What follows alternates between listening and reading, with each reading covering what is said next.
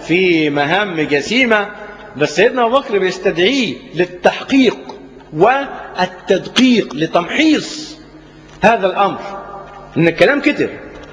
فجه سيدنا خالد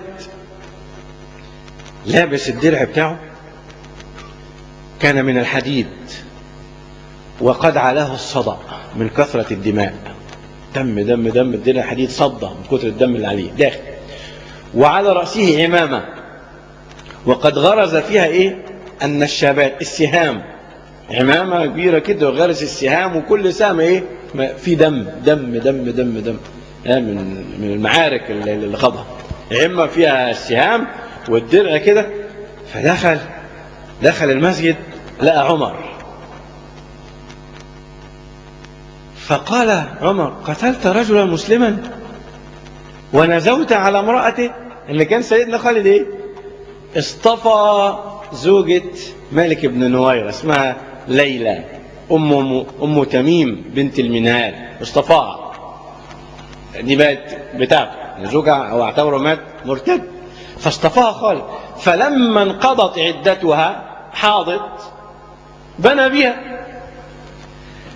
أنا نسيت أقول لك، سيدنا خالد لما أمر بقتل مالك بن نويرة أمر بفصل رأسه، افصلوا رأسه، فقطعوا رأسه.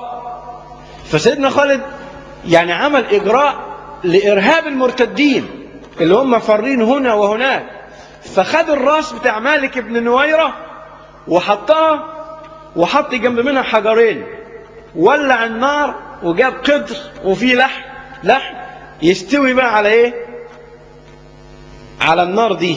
القواعد القواعد اللي القدر محطوط عليها راس مالك بن نويرة وحجرين.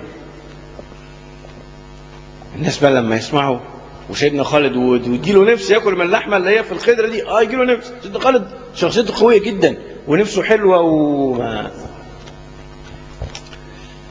ليرهب الاعراب ان الموضوع ده محتاج حزم، الموضوعات دي محتاجه قوه، ارهاب للاعراب المرتدين.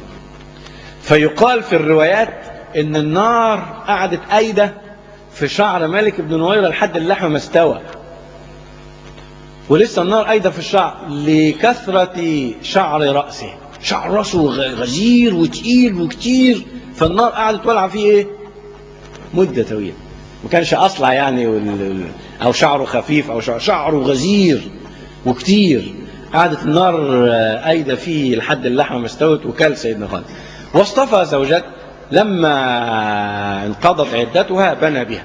فلما جه المدينة سيدنا عمر يقول له: قتلت رجلا مسلما ونزوت على امرأته لأرجمنك بالجنان.